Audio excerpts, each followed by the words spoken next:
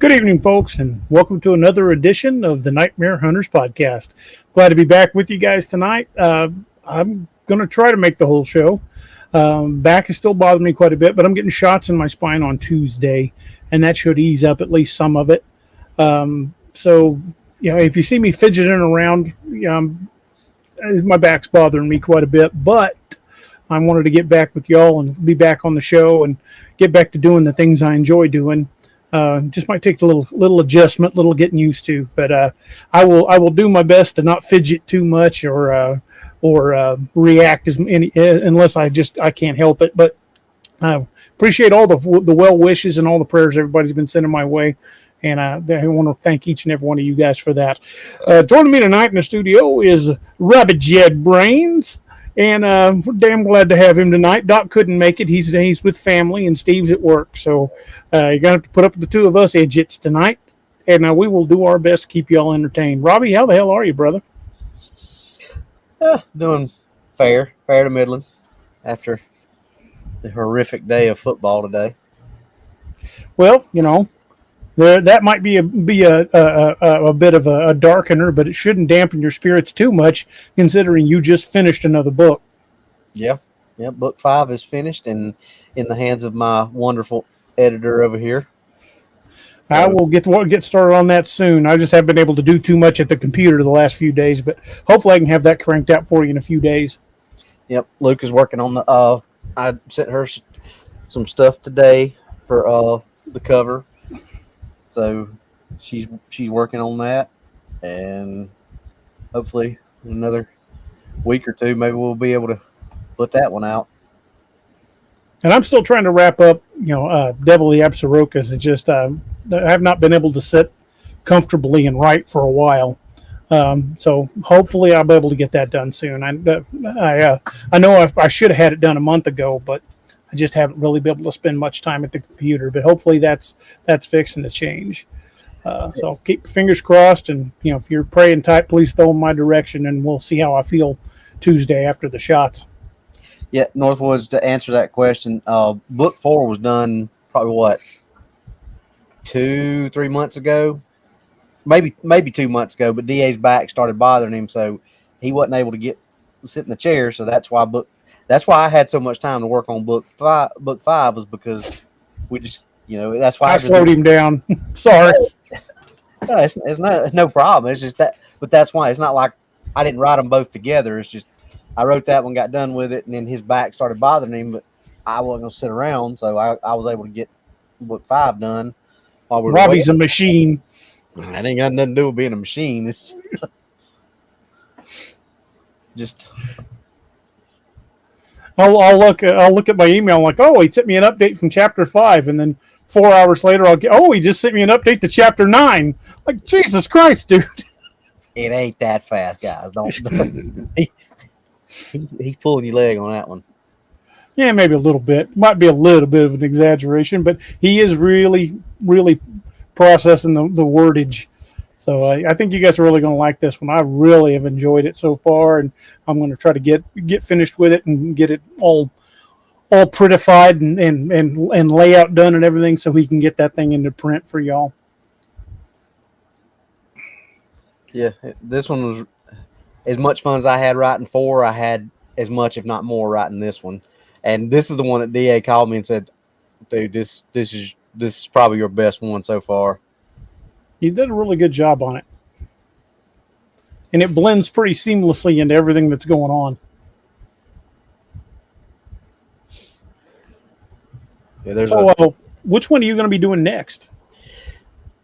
I'm probably going to go with the follow-up to the one you're working on finishing for me right now. Because I want to let you get back to where you're at before I go the other direction we talked about, because there's things in that book that we talked about doing that I can't do until some of your stuff's done.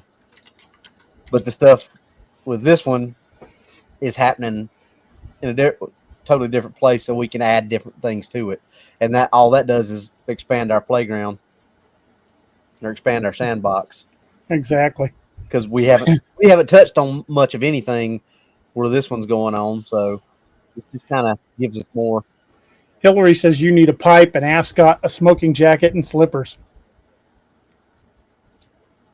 Of all those, the pipe would be the only thing that I would have. I just can't see you with an ascot. Or slippers, or a smoking jacket. I always said that if I, when I was young, I always said that if I became an author, I was not going to do an author photo with the tweed jacket with the patches on the elbows. That's just so freaking prototypical. I mean, it's to the point. It's almost a trope. So I just have like absolutely not. That's why all mine have been different. Was one I used was me sitting at the computer writing, and I had another one was taken from a Jenkins Charger, and there was another one I was holding a saw in front of a Humvee. So I try to make my author photos a little out of the ordinary. Yeah. Northwoods, to answer your question, I don't have no problem with that. I mean, you're welcome to it. I mean, that's kind of how I started. Mine was DA allowing me to use his stuff, and it just kind of worked out to where, it all worked together. I think it's awesome when people write stories based on my stuff. Now, we might have a little bit of a problem if they want to start publishing stuff. That's a little different. But if people want to write their own stories, I think that's cool as hell. Yep. Yeah, we talked extensively before anything was ever put into print about the tie-ins before we did that. So it's not like I just did it and said, "Hey, how do you like this?"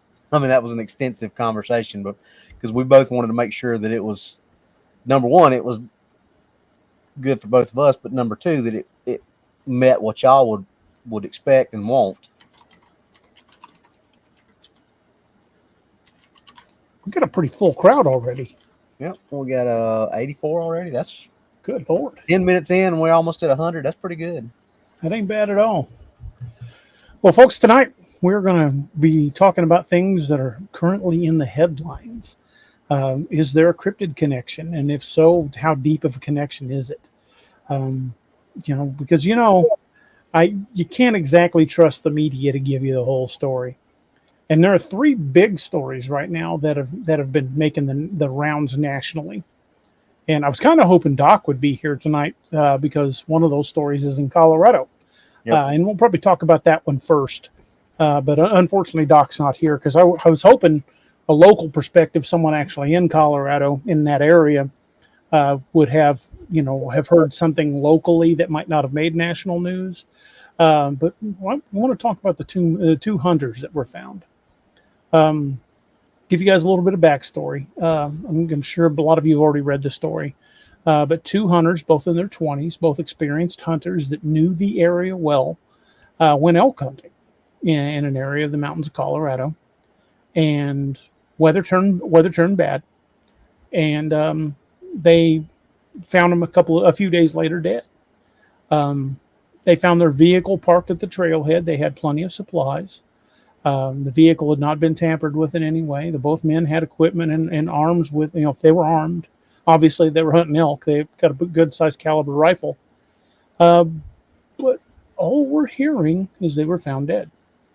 Cause of death has not been released, which you would think would be pretty apparent if they had died of exposure or of a nasty fall or something like that.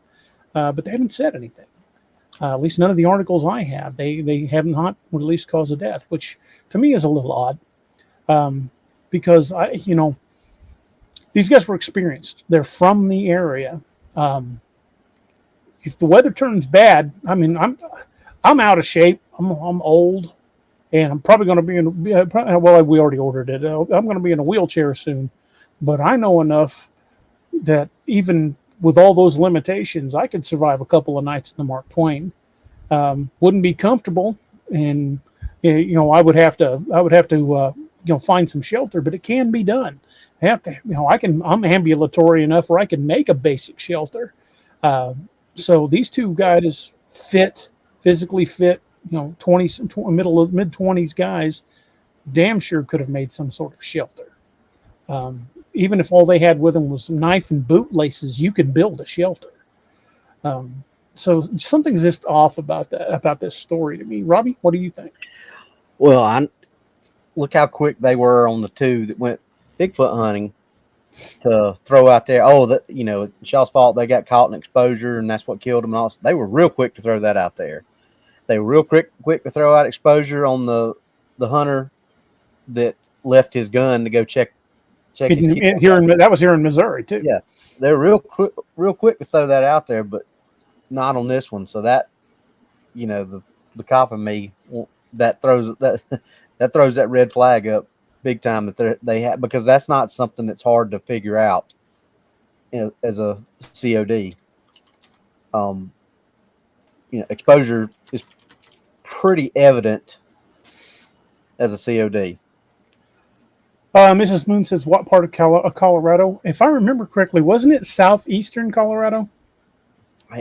Somewhere up in the mountains. I know that because I believe they said southeastern Colorado. Let me consult the Googles real quick. I think that's right, but I don't remember 100% off the top of my head to say definitively, but I think that's right.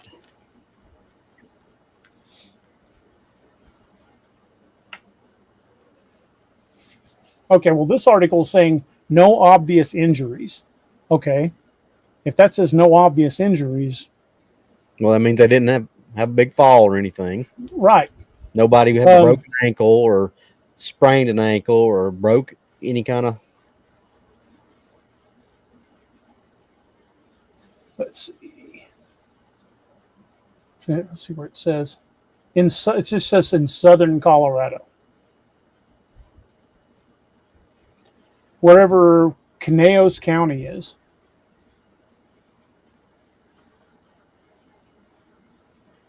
From the Rio de los Pinos trailhead.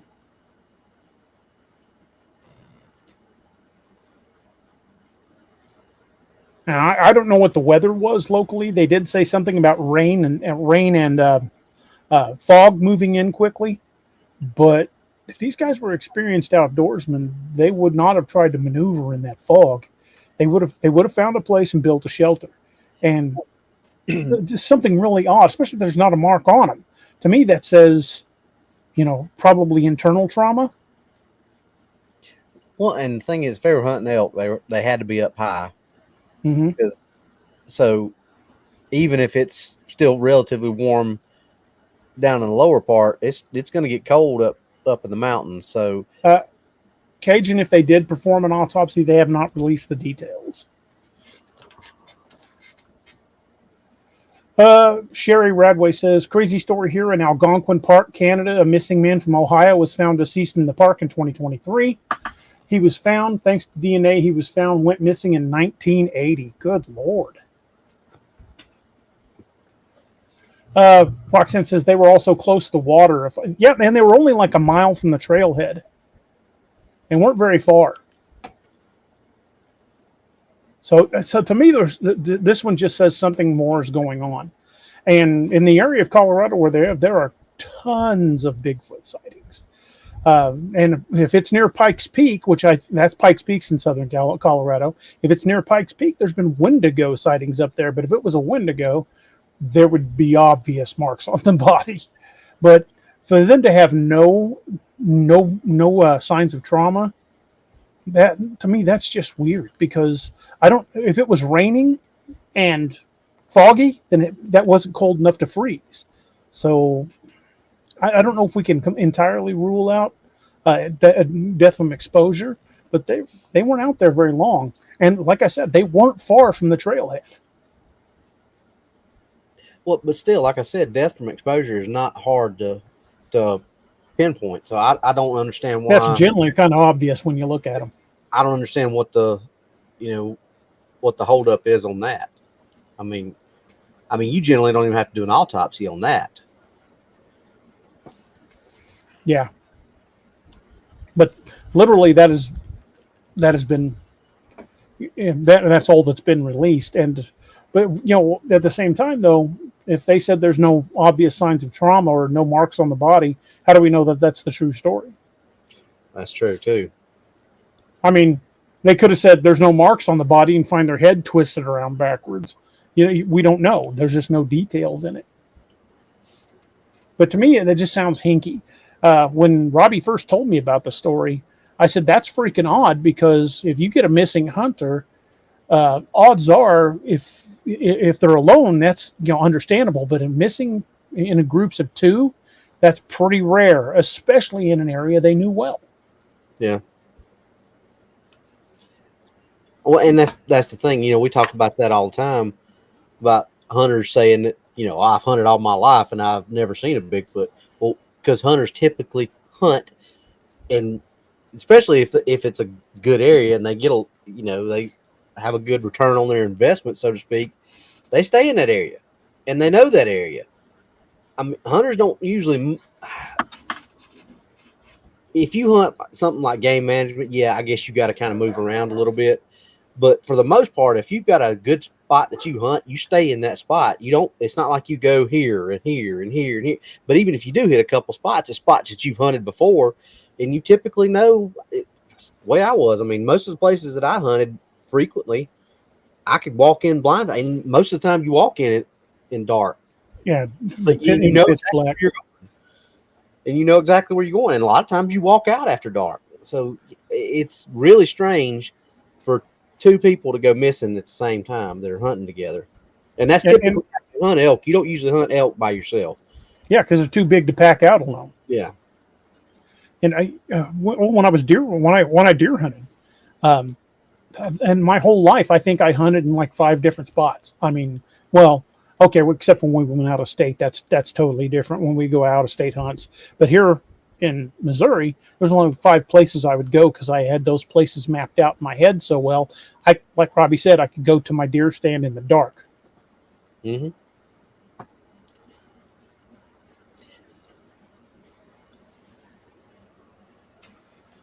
So this one's a head scratcher.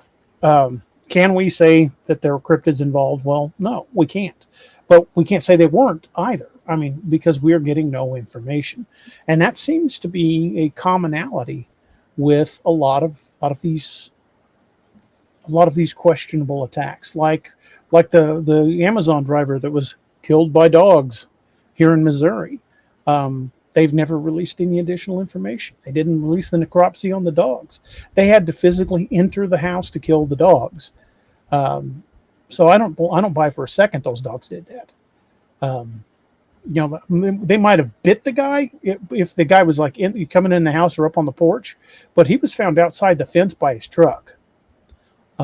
So again, that's one we'll probably never know the answer to because it's still considered an open case. And this is another one of those cases where they're just not giving us a lot of information. Yeah, we're speculating, but we're also taking a very educated guess on some of these encounters we've had before.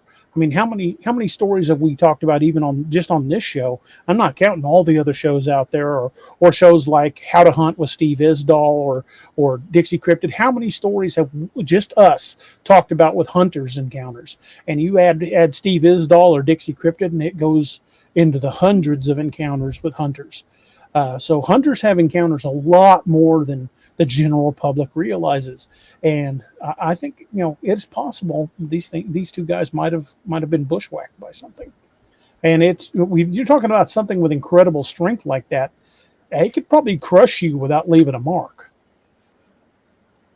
Well, I mean, with the exception of having things ripped.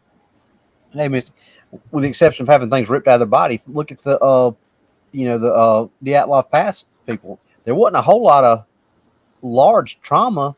I mean, yeah, you had some that had their tongues ripped out, but there was some. One of them's rib cage was crushed. Yeah, but that's not going to be more than likely. There's not going to be an obvious sign of trauma with that. That's going to be something that they'll reveal in the autopsy, unless there's an 800-pound rock sitting on their chest, which there wasn't. He was just found buried in the snow.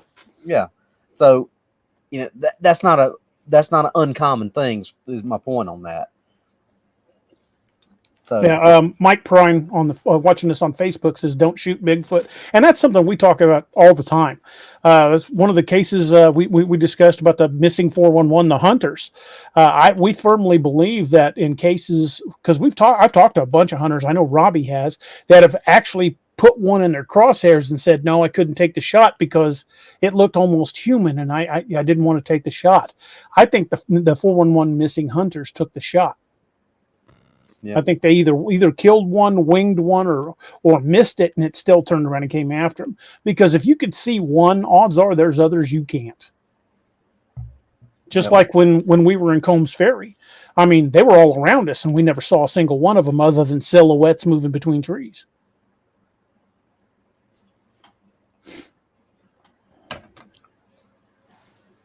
So, yeah, like you said, it happens more than even we think about, and we think about this stuff all the time. So it's not a very odd occurrence. It's strange, like you said. You think about two going missing at the same time, and that's when more people other than us go look at it and say, "Ooh, what caused that?" But it happens more than even we think about. Oh yeah. And I've talked to, I've also talked to that story we talked about here we had talked about here on the show a few times actually about he's not retired yet, but he will be soon, and I hope I can get him on the show when he does. But who found that guy who had basically been snapped in half? Yep. I firmly believe that guy took a shot.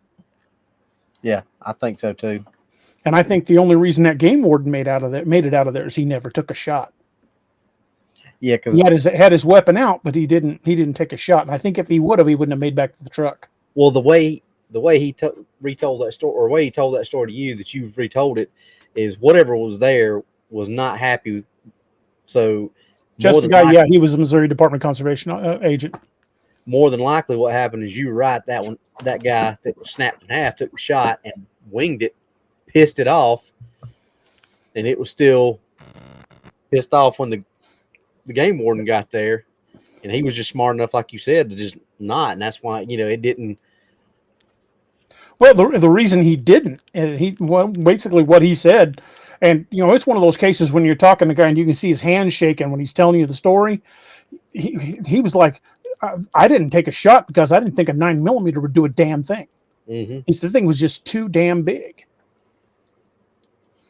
He said, I had an AR in the truck and I didn't even want to try that.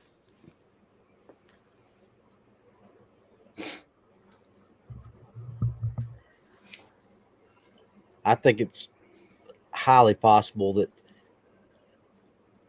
that we talk about him saying, or talking about this all the time and cherry picking and stuff, the missing 411.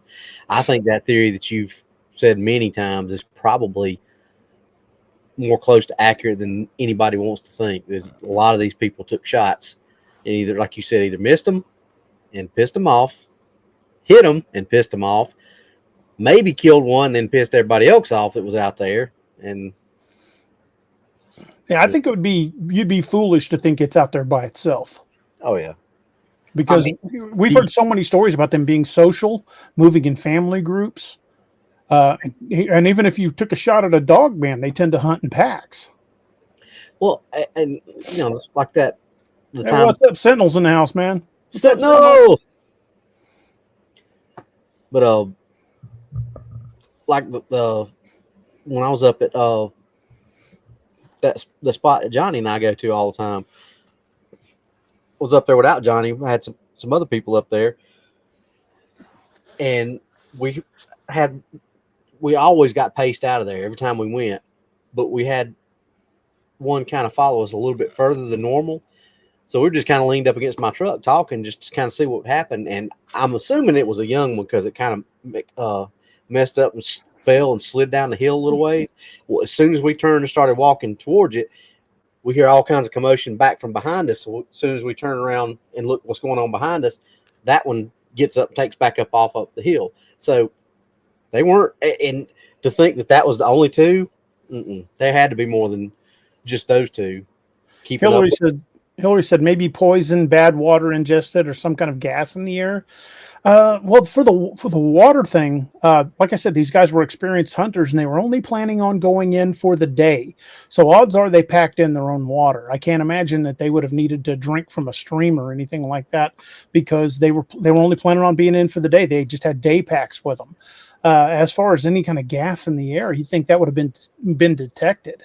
I don't think I've ever heard any stories about like poisonous or noxious clouds of gas in Colorado. I could be wrong. Maybe they, got too close to a sulfur spring, or God knows. But it's, like I said, it's an area they'd been to many times. So I think both of those are possible, but I would say highly unlikely.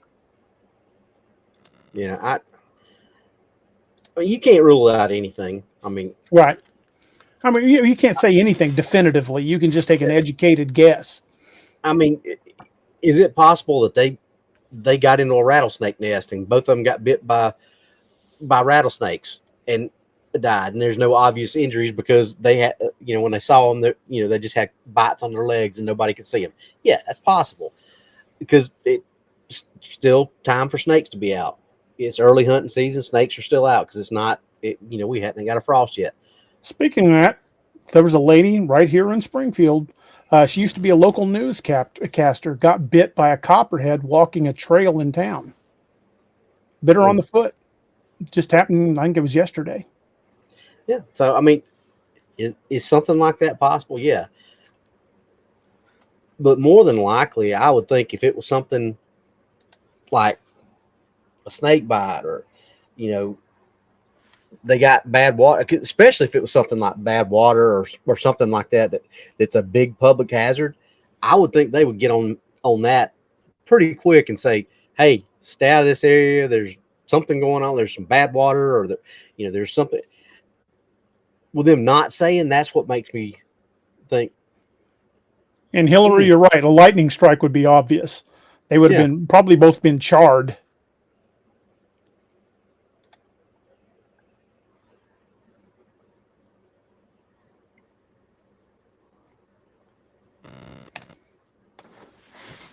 But yeah, with them saying there's no obvious marks on the bodies, and it raining that night with fog, fog does not come around when it's too cold. It just doesn't happen. So they were still within survivable temperature ranges if there was fog.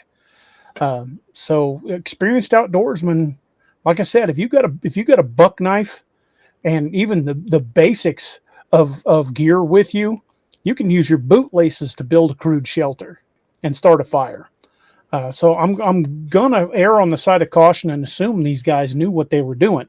They were experienced hunters. They were both in good physical condition. I can tell you from being in the military, I've survived freezing my ass off in the pouring rain in a poncho in the middle of freaking nowhere. We were cold enough you can see your breath. Was I comfortable? No. Was I shivering? Absolutely. But I survived the night. It just sucked really bad. So I would think that, if I could do it, they could do it.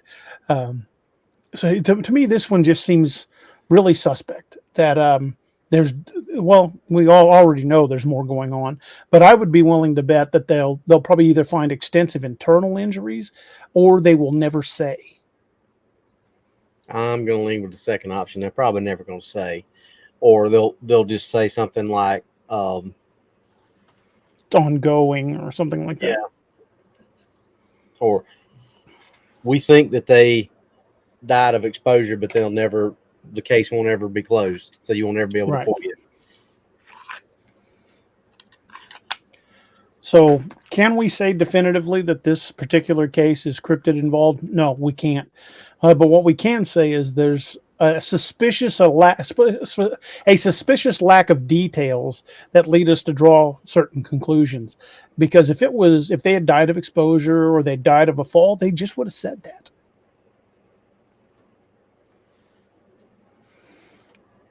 What do you think, Robbie? I mean, like I said, and I don't disagree with some of the comments. People, like Arlen said, that sometimes temperatures can cause lakes to pull off carbon dioxide. Yeah. And it's easy to get pneumonia and things like that. But there again, why are they not saying? I mean, that's a simple check. Get everybody off your back. Oh, they got pneumonia. Oh, exposure. That's easy. What makes it so? And I'm not, and DA or I, neither one are trying to put a stamp on this and say, see, this is cryptid. All we're saying is, like he said, this lack of an explanation is what makes it so. Why are they pumping the brakes on putting a cause of death on there? Right. And to me, that's truly the most suspect part about it. Yeah, because I mean, we could sit here and speculate all night long about what caused, or the things that could have caused it. And that, to me, that's not as intriguing as why they're not saying, because they're quick to say, but to put the blame on something like canines that are locked up in the house, that they have to go in the house and shoot, that chewed the guy up on the outside of the locked fence. I mean, we know that they're quick to jump on something. Why are they not jumping on a good excuse right now? That's what we're talking about. And I've seen enough dead bodies in my time, but 9 times out of 10, you can look at one and go, this is what killed them. And you've got to wait for the official autopsy report to confirm it. But yeah, you find a guy with no marks on him other than this massive lump of trauma on the side of his head. He died of blunt force trauma to the head.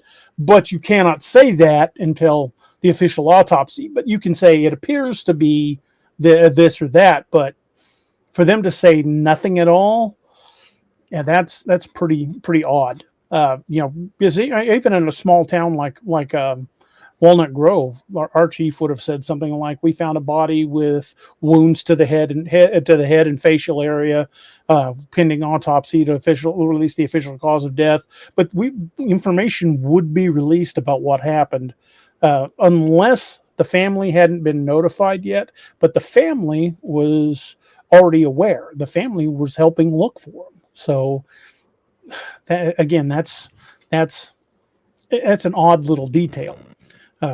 Because the family was there, and the family already understood what the conditions were and everything. So for them to just say nothing, like Robbie said, it's just really odd. Steve, you're right. Never go out in the woods without a whoopee. And like Leonard said, for both of them to be found dead together is problematic. They were 25 years old, strong, experienced hunters. Some type of traumatic injury caused their deaths, in my humble opinion. I could see one and the other one going back to call for help.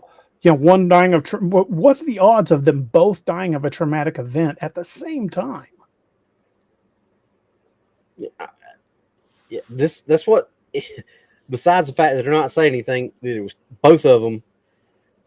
Because here's the thing: let's say that they both decided they were going to go out there and murder-suicide pact. What would be stopping them from saying they both died of gunshot wounds? Of apparent GSW. Yeah. If they both slipped and fell and broke their legs simultaneously through some miraculous, or not miraculous, but some weird twist of fate, and they both laid there and succumb to their injuries, what would be stopping them from saying that? If they got caught in a landslide, both of them got bit by rattlesnake. Why? What's stopping them from saying, in a freak accident, these two hunters walked out and they stepped into a nest of rattlesnakes and suffered multiple bites, and before they could walk out, they succumbed to the venom? That's not. Although September in the Rockies, snakes might already been underground. Right. I'm just saying, if it was something like that, I'm not saying that is, but just if it, because, well, that would be a miraculous or a weird twist of fate if it happened at that point in time where they were at, because they're supposed to be there. So that would not be something that would be a normal occurrence. So what would be stopping them from saying, for whatever reason, these snakes were not where they were supposed to be? They were not underground. They were out in the cold, and they weren't expecting them. They walked up on them, and got bit. Sentinel's got a good point. Says they can report whatever autopsy they want, but the trick with that is they don't. Kind of like the Amazon driver, exactly like the Amazon driver. They kept it an open case, even though they said, well, it was the dogs that killed them. But they never closed the case, and they never released the necropsy on the dogs or the autopsy on the body. And I had firsthand information from the coroner and the sheriff that neither of them had ever seen a person tore up that bad by a dog. They'd never seen a body torn up that bad in their careers. So, there's so much about this that's just weird. Two, Casey's got a good question. dying together. Casey says, could the officers have found evidence of foul play? If so, would they say anything as part of the investigation? Yeah, but that's a great question, Casey. And what they would say is, we found the bodies, and this is an ongoing investigation. We'll, when more information is available, we'll let you know. And instead of packing the bodies out, they would have closed that area off as a crime scene and processed it for a couple of days. Yep. So that in itself would have told, like me and DA would have told us, okay, there's something they suspect. There might have been maybe there's a serial killer up there walking that trail, because you've read that or heard that series on the iHeartRadio, Park Predators, stuff like that happens. So those guys generally prey on unarmed individuals and alone. But that would have at least given us an idea that, okay, there's something more to this. They didn't say that, like DA said. They didn't. They just packed the bodies out. No continuing investigation, because that's, those are little keywords: continuing investigation ongoing. More details to come when they're found, or basically we'll let you know type stuff. Right. And if it'd been a hypoxia, the air too thin, that would have been something that they wouldn't be able to readily tell. However, these guys had hunted that area for years, so I don't think they were above safe breathing. They were a mile from a trailhead, a commonly used trailhead. So my guess is that hypoxia doesn't play an issue, unless for some weird reason the air suddenly dropped to almost no oxygen, and that got them. But I don't even know if that would be a freak event if it happened. That'd be a Doc question if something like that could happen. Yeah, that's why I was kind of hoping Doc would be here for this. Because I've heard him tell in his class, he told a hypoxia story, but basically it was the guy flew in from out of state to get with his girlfriend, and she didn't let him acclimate, and they went hiking. So he wasn't acclimated yet. He went in, or they went and hiked, and they weren't above that level, but he had not acclimated, so he wasn't used to it, and he got it. But yeah, and it can happen. But those guys were from that area. Yeah, that's what I'm saying. They lived there. They were already acclimated, so there was, Yeah,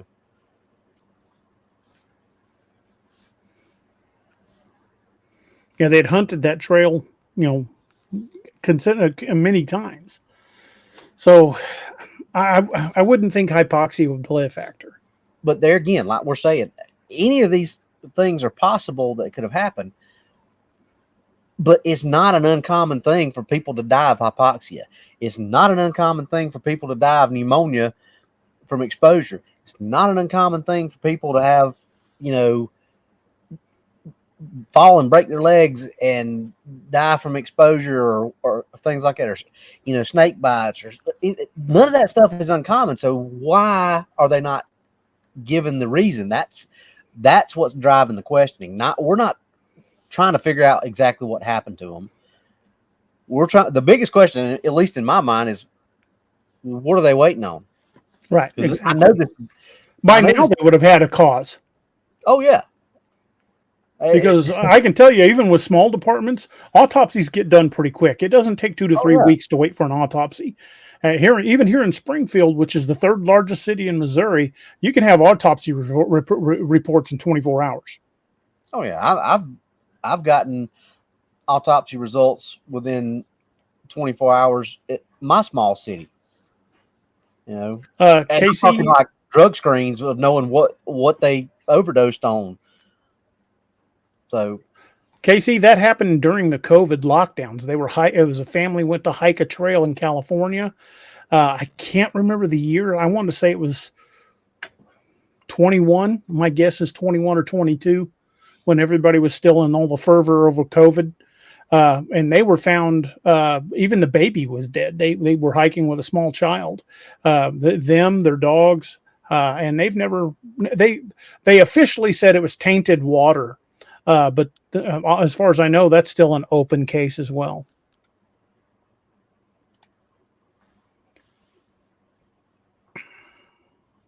Yeah, Casey says, is it uncommon for them to not say anything? Yes, it is uncommon for them to just give you nothing.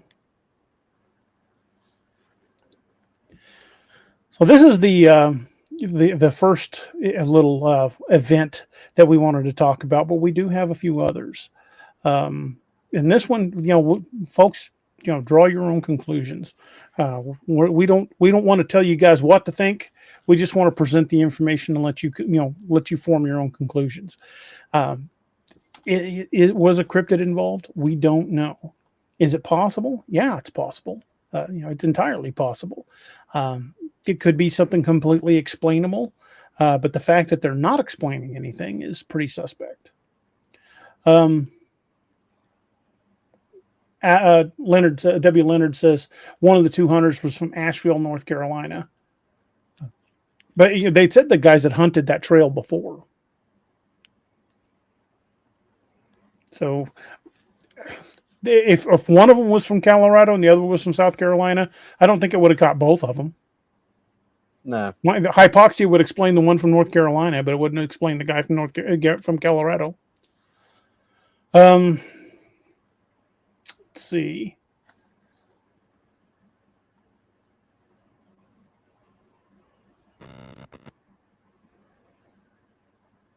Wyatt says, if they were disoriented, they would have been easy prey. Very true.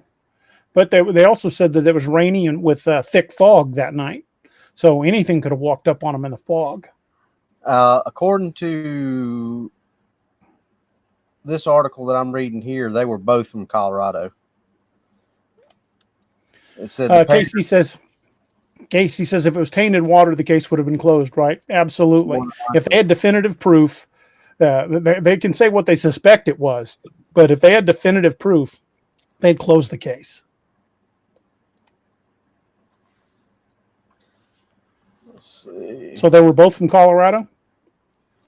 Yeah, the pair, both from in-state, set out from Rio de los Pinos trailhead last week. GPS coordinates obtained from the Garmin InReach satellite communication pinpoint where the two were between September 7th and the 11th. There's something Rodney had sent me this. Said there was supposed to be something on there about the weather, but it said the article I read said that the night they got up there, because they were only planning on a day hike. The day they got up there was heavy rains and fog. It did. It says here when they disappeared last week, a nasty storm hit the area where they disappeared, but that could have hit after. Isn't that part of the missing 411? Every time an event happens, there's weird weather phenomenon. I think so. I think that's one of his things. Yeah. So maybe they found him, but I'm not saying what happened to him. And it does say here that an autopsy is expected to be done in El Paso County on Monday. Why are they waiting so long to do an autopsy if they've already been found? Because I know they do autopsies on the weekends. Mm-hmm. Because I've been to Saturday and Sunday autopsies as a detective. What day were they found? It was in the 11th, wasn't it? Yeah, I think so. Okay, well, if it was on the 11th, then the autopsy should have been done on the 15th. Yeah. They were missing between the 7th and the 11th, so they were found on the 11th apparently. But okay. Well, if it said they were waiting for Monday to do the autopsy, that would have been on the 15th. That was 6 days ago. No, this was published on the 19th and updated on the 20th. So that there this coming Monday is what I'm reading. Why would they take a week? That's what I was saying. Why would they wait? Thank you, Dr. 45, man. Thank you, brother. Yeah, if they found him on the 11th, why did it take? Hell, that's almost 2 weeks to get the. That's what I was saying. Done. Why would they find him on the 11th and wait till that would be first the 23rd? Yeah, that's bizarre. Because let's see. If they found, that in and of itself, you're losing a lot of details waiting that long. Well, I mean, even if you were right and I read it wrong, and they said they found them on that, but like I said, it said that was published on the 19th, so that's why I was reading it that way. It was published yesterday, said it's expected on Monday, so I'm reading the 22nd. But even if you're right and it was written wrong or I took it wrong, still, why would you wait from the 11th to the 15th? Because like you said, you're losing details at that point too. Right. I mean, if they found them on the 11th, they could very well do because Friday would have been the 12th. You could do an autopsy on the 12th, the 13th, the 14th. Why wait to the 15th? I mean, something's not right about that. Yeah. I mean, we've only got one county coroner here, and autopsies get done rapidly. Hillary said the article she read said they will be done on Monday 9/22, which is the way I read it. That makes absolutely no sense. To be found. So not only are you losing a lot of valuable data, why put it off that long? Yeah. There again, that's just more of that. If it's cut and dry, that was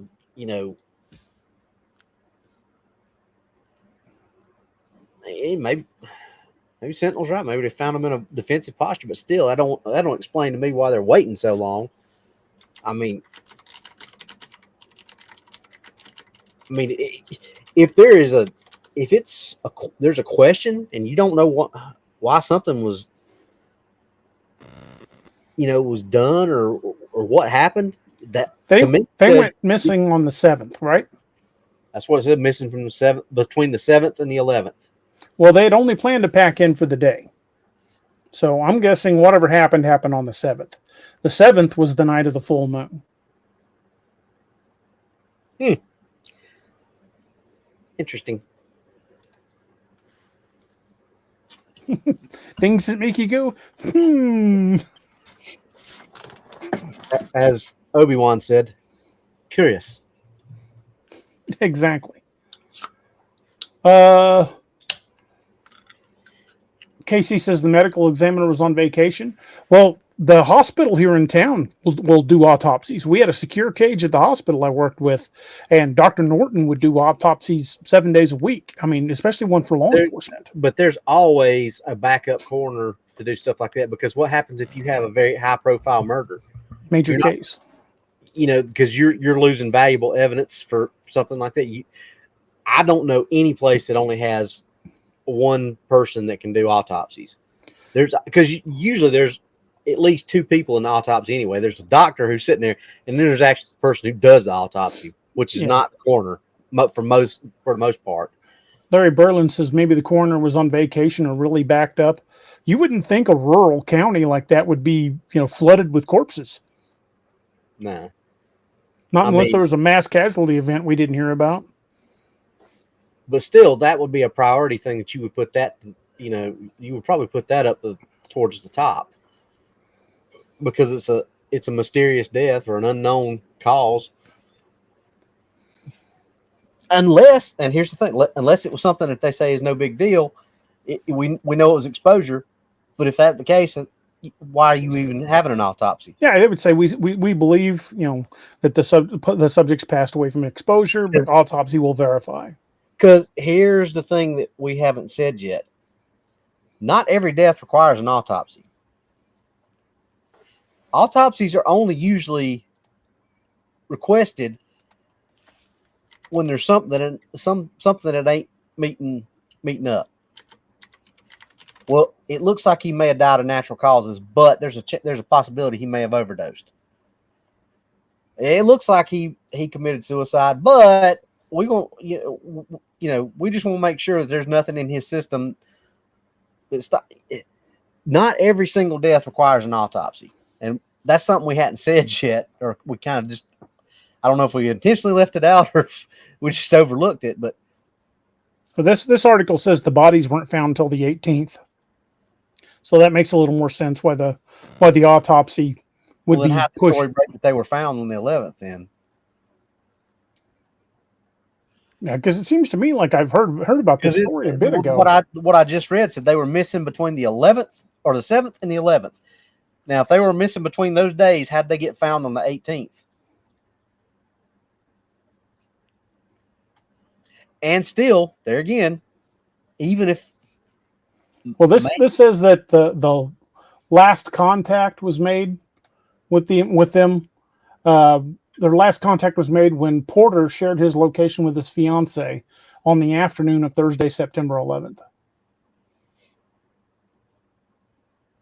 But still, even if they were found on the 18th, that's still, way too long, in my opinion, to wait for an autopsy, because I've never seen an autopsy wait that long. I mean, that guy that I worked the case where he was stabbed to death. He was stabbed on Friday, Sunday, and we had the guy in jail. We knew what happened. We knew he was stabbed. We never found the knife, but the guy finally admitted to us that later that night that he used the knife on him. But he was stabbed Friday night. Yes, he was stabbed Friday night. Sunday at 10 o'clock in the morning, me and Jason were standing in the coroner's office watching the autopsy, and we knew what happened to him. This article says that they were found with no visible injuries on the bodies, nor was there any initial signs of foul play. If there had been signs of trauma, the inquiry into the hunter's death would have become a federal investigation because their bodies were discovered on federal land. So then why do they even require an autopsy? I would think that since it was on federal land, it would automatically become a federal issue. Well, that's what you think, but to me, for them even requesting an autopsy, because autopsies aren't cheap. I mean, yeah. So whatever happened to those two poor guys, our thoughts and prayers are with the families. But I just wish they would give us more information, because if it's something untoward, it's something people in that area should be aware of. Yeah. And the thing, like we say, it could be something simple, and they're just doing things way differently than DA and I ever have experienced. Is that possible? 100% that's possible. But there's just a lot of things that are just like, I've been doing this close to 30 years. Rodney's in the chat. He did it for a long time. DA did it for a long time. Stuff's just weird about the way they're handling this. It makes you think that something else is going on, and what it is we can't say. Again, like all we wanted to do is present as much information as we could to y'all and let you guys form your own opinions. It just seems odd to me that there's probably more going on than we know. Kevin says maybe it requires a federal examiner. That's a good point. But if they're waiting until they get a federal coroner in there. But if that's the case, then why did they say if it had happened this way, it would have been a federal case? But because you wouldn't require a federal medical examiner if it's not going to be a federal case. If it's going to be a federal case, then you can't have your cake and eat it too. And some of that stuff if it requires a federal examiner, then it needs to be a federal case. John Timprine says could be a simple open closed case. It could be, but they didn't close it. It's still an open case, pending investigation, pending an autopsy. And there's just a lot of weird involved with this case. But either way, we're definitely praying for the families of those two men, because that's not a good way to go. I mean, people that are dedicated hunters truly love the sport, and to lose two hunters in the prime of their life in an area like that, it's a blow, especially to the families, and especially since these guys had been there before. Just something odd about it. And maybe it'll be completely debunked. Maybe they'll reveal it was, bad weather that got them. Maybe a slip and fall that, didn't leave a mark, which is possible. Not real common, but it's possible. Maybe they missed a snake bite on both of them. Again, don't know, but it's just, if there was nothing going on here, they would have just said it appears that they passed away from exposure, or pending autopsy report. And speaking of the family, we're not going to release the full details, but it looks as if they died due to weather event, something like that. They would have said something. Yeah. They might have said, we found two bodies. We're not going to release the identities of the bodies until we contact the family, but they appear to have died in a weather-related event. They could have said something like that, but we won't know 100% until we get the autopsy report, that kind of thing. But the lack of saying anything is pretty suspect. Richie, this happened this month. Yeah, just a few days ago.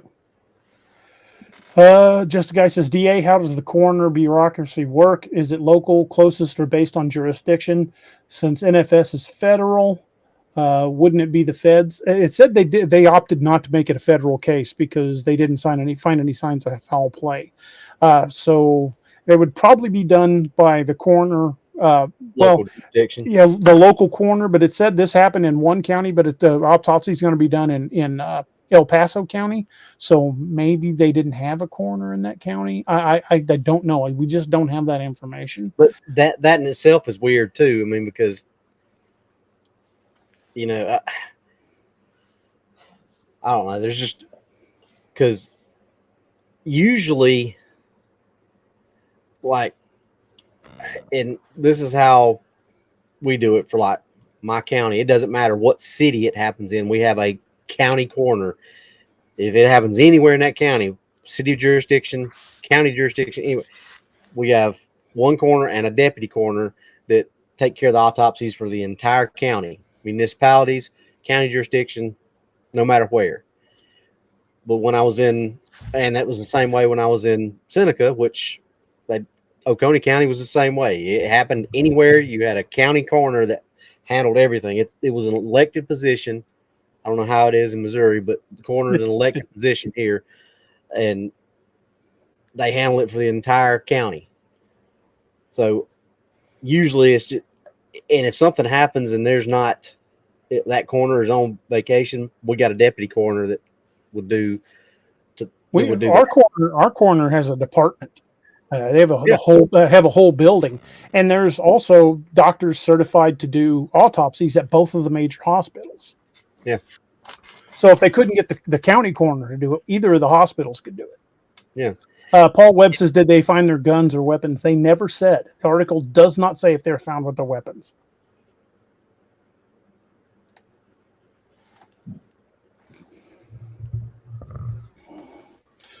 N4 UPD says, I wonder if it shows their weapons had been discharged. Again, it's in the article mentions nothing about their weapons. So just going to chalk this one up to something weird going on. And again, we'll pray for their families and, for the two gentlemen who were lost. But it just leaves a lot of questions with this investigation. Especially since it's taking so long to get any information. We'll keep an eye on the story and see what develops after the autopsy on Monday. But if there's no major announcement from the autopsy, then they're going to keep the case open. And again, that'll be highly suspect. So, do you want to talk about the next one? Let's go. Okay, this just happened here just recently. There's an old man in Arkansas killed by a black bear.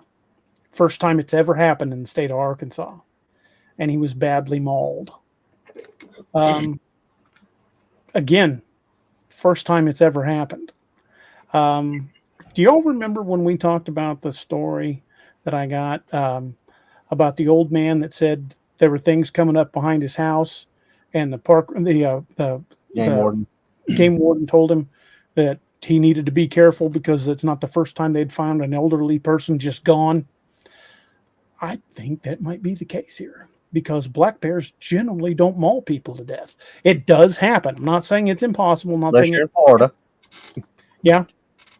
And we had a similar case in Florida not too long ago where a quote unquote black, I mean heavy quotes on this one, quote unquote black bear killed an old man and dragged him off into the woods, took his clothes off and buried him in the leaves. And took his wallet out of his pants. Took his wallet out of his pants, then went back to the guy's trailer and killed his dog. That's not black bear behavior. The dog was a witness. He didn't want to leave witnesses behind. Right. But that one was ruled a black bear attack. And this one to me, it kind of smells the same. Just a really odd story. Most black bears are more afraid of you than you are of them. And again, I am not saying black bears can't attack people. It is entirely possible. But they are generally less aggressive than the bigger bear species. Is it possible for you to get a big old boar that's dangerous? Yeah, black bears can be dangerous. That's why we warn people not to feed them. People try to feed them all the time, and we've had incidents here in Missouri where people were feeding bears from their porch, and the one time they didn't put the food out, the bears came in looking for food, and they didn't hurt anybody, but they trashed the house. Think about the little rhyme or whatever you want to call it that tells you what to do if you're in bear country, no matter what bear country. If it's black, fight back. If it's brown, lay down. If it's white, it's your life. Or white, Just say goodnight. Say goodnight or something like that. But there's a reason that it's that way, because if it's a black bear, you got a better chance of surviving if you fight back, because like what DA said, usually they're a lot more, I don't want to use the word docile, but they're usually a lot less apt to attack unless they're really hungry, they got cubs, or you surprise them. Mr. Anderson says we have trophy black bears here, and attacks are more rare than cougar attacks, which are also very rare. It would be more likely that it would be a mountain lion attack than a bear, but they said this was a black bear. And if I remember correctly, it wasn't even a very big one, like 70, 80 pounds. I got a 500-pounder that was hanging out right outside my house, and it was all it wanted to do was get a hold of my dad's deer feeders. John Tempering says black bears are more prone to kill than grizzlies. Maybe, but it's not their normal plan. I mean, especially a small one. Young ones will tend to run. I mean, we had a young one crawled up on the balcony of our cabin when we were in Pigeon Forge, and I told Robbie about this, and it crawled up on the roof, and I just went, "Hey!" and it took off. I mean, it bugged the hell out of there. It wanted no part of me. Which I'm glad, because I didn't particularly want to square up with a bear, but as soon as it heard me, it was out of there. And again, I am not saying that it is impossible that a bear would attack somebody. It happens, it does. But this is the first one in the history of the state of Arkansas. To me, that says there's something odd about it. What do you think, Robbie? According to the World Animal Foundation, the statistics for this year, only 40 attacks by black bears.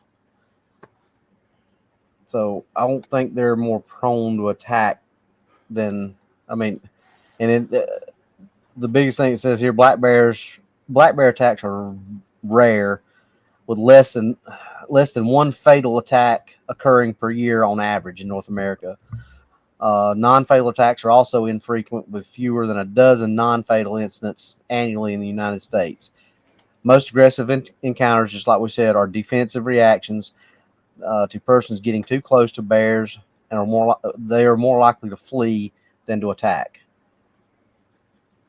So, like we said, that's not a norm for a black bear. Do black bear attacks happen? Yes, obviously they do happen, but is that a normal thing, or are they more prone to it? No, I don't think they are. I've never heard that they're more prone to attack. I've always heard that they're more prone to run away, because they're the ones that when you hear the little hey bear thing, that's usually the bears that they're talking about saying that to. This says it was a fatal attack occurred in Franklin County, Arkansas on September 3rd. 72-year-old Vernon Patton was mauled while operating a tractor. It attacked him while he was on a tractor. Patton, who was attacked by a juvenile black bear, died from his injuries on September 15th. This attack was extremely rare, marking the first in Arkansas in approximately 25 years. And the bear responsible was fatally shot by wildlife officials. How did wildlife officials get there while the bear was still on the scene? Yeah, they don't usually arrive till like 3 days later. Yeah, fish and wildlife. If they show up at all, it's hours later. Look, we had a bear up on Main Street in Pickens, up a tree next to Blue Ridge Electric on Main Street, and we called DNR, and they said, "I will be there as quick as we can." 4.5 hours later, they still hadn't showed up, and this bear is up a tree on Main Street with people everywhere. Rodney, you probably remember that. That says the bear only weighed about 70 pounds. I cannot imagine a bear that small attacking a moving tractor. Unless there was something really wrong with it. It was hurt. And it doesn't say anything about that. But it does say it was shot at the scene, which seems to me very bizarre, because the bear just waited around for them to show up to shoot it. It sounds more like a case of there was a bear in the area when they showed up. 70 pounds, that's still a lot of muscle. I mean, a 70-pound bear would do a lot of damage, but I can't imagine one running up on a moving tractor. How old would a 70-pound bear be? Oh, it'd be less than a year. That's what I was about to say. Maybe Mama is the one that attacked, and that was a cub that was just hanging around by the time they got there. Maybe. Because this is another one of those cases where it's just weird. Arkansas Game and Fish Commission spokesman noted the attack's unusual nature, stating there have only been a few recorded incidents with past documented events dating back to the 19th century. Don Combs says a 70-pound juvenile black bear wouldn't have been without Mama. And then Kathy said the old man was working on the tractor wasn't running. That would make more sense. This article says operating a tractor. Maybe it meant operating on a tractor. Maybe. I don't know. But, I mean, Bucky and Cap are both over 100 pounds, so that bear's smaller than neither one of them. Yeah, Harley's about 95 pounds, and I don't think he'd fare well even against a 70-pound bear. No. I mean, a 70-pound bear still, like you said, has got a lot of muscle and can do a lot of damage. But like Don said, 70 pounds, that's what I was thinking. That's still fairly young. It's got to be. Okay, this is an article from Arkansas. This is from the Rogers, Arkansas paper. It says the Franklin County, Arkansas man who was attacked by a bear earlier this month has died, according to Arkansas Game and Fish. He was spreading gravel with his tractor when he was attacked by a 70-pound juvenile black bear.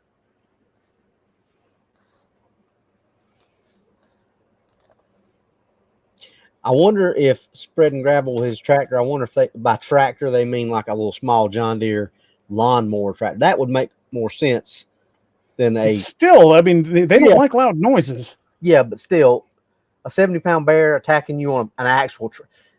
I'm just wondering if they're using tractor very loosely. Is what I'm saying. Yeah. He was working on his land with his family.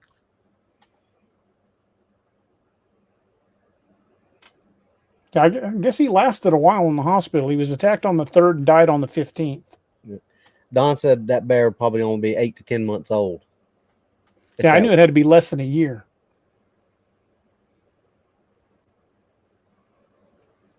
So could it have been the bear? Yes, very much so.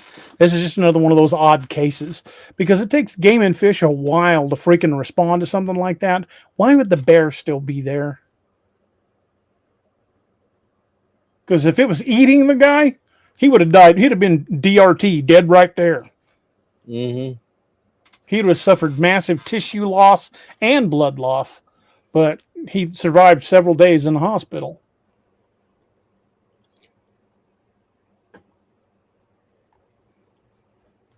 Now, this is actually from one of the papers in Arkansas. So I give this one a little more credence. He was spreading gravel at the time.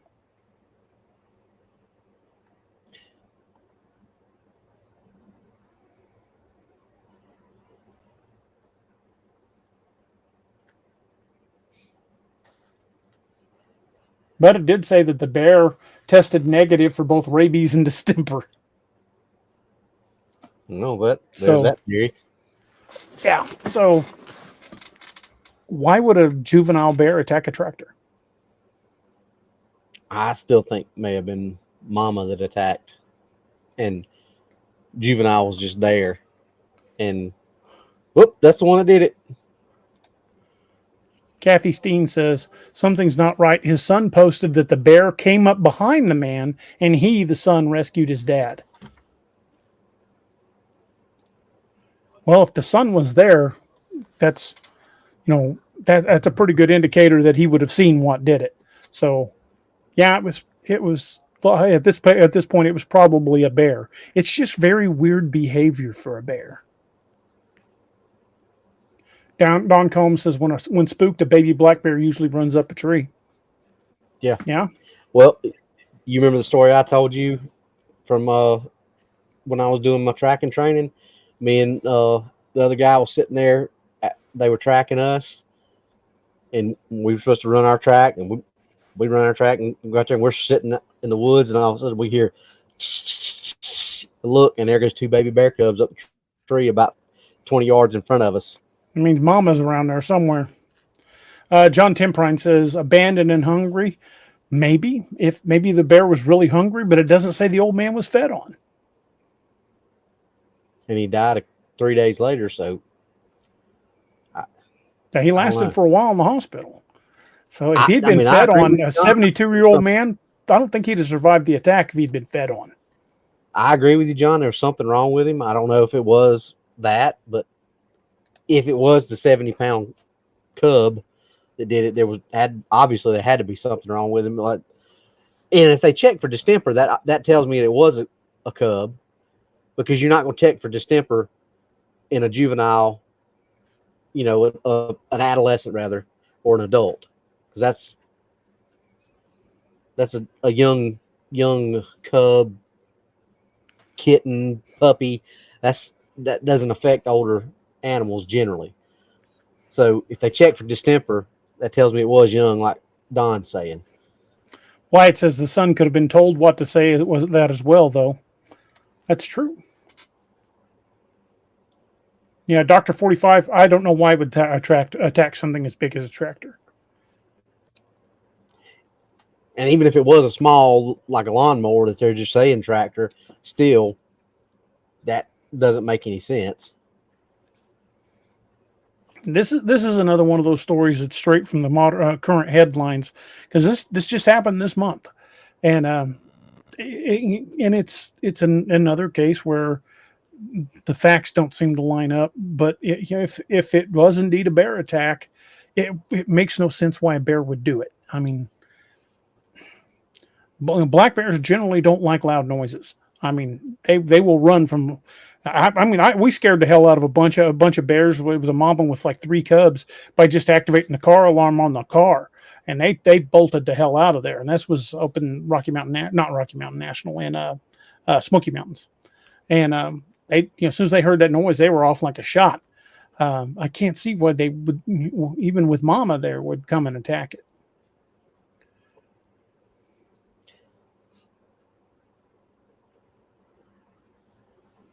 Well, like Longwing said, or maybe the family member just thought it was a bear. Maybe. And when DNR got there,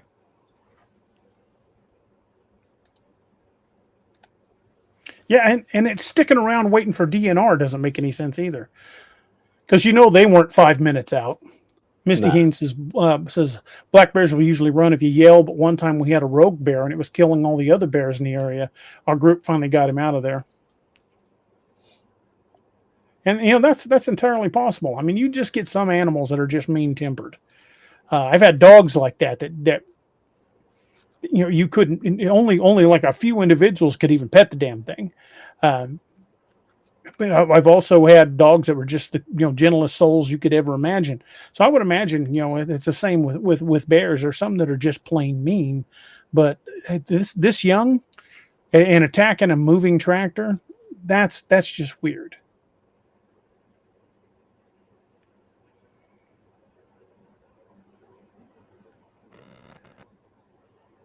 yeah, Casey says black bears generally won't put themselves in a position that they think is overly dangerous. Yeah, this is just a case of weird behavior, I think. I think it's probably safe to say, since they're admitting they tested the bear for distemper and rabies and it came back negative.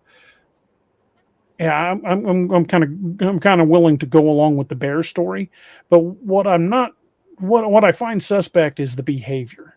This is not normal for a bear. Patty, you're right. Little people are like that too.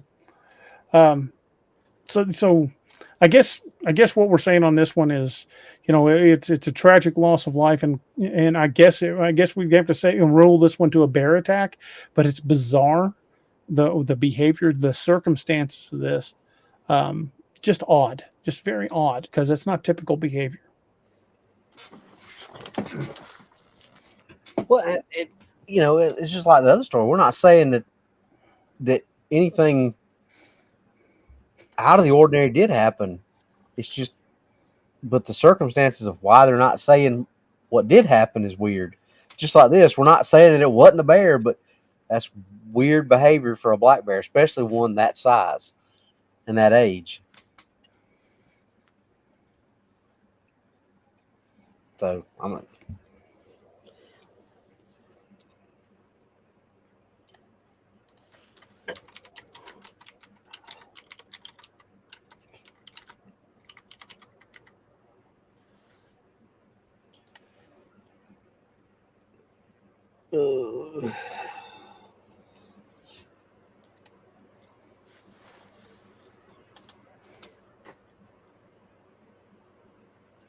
Yep, you're right, Misty. Meanest black bear usually encounters a mama with cubs.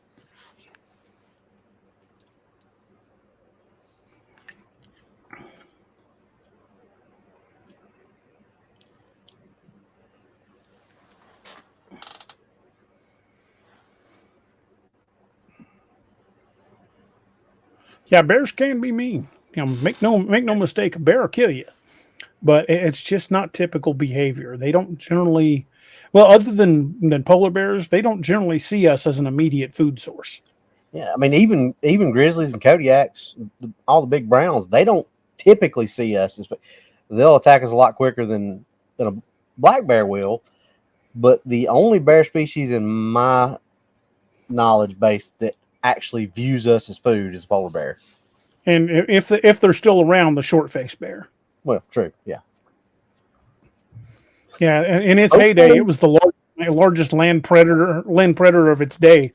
Hopefully, they're not still around though. Well, there have been sightings. I know, but I'm still holding out that that's just sightings. I don't think I ever want to run into a 19-foot tall bear. Nah. Weighing north of a ton.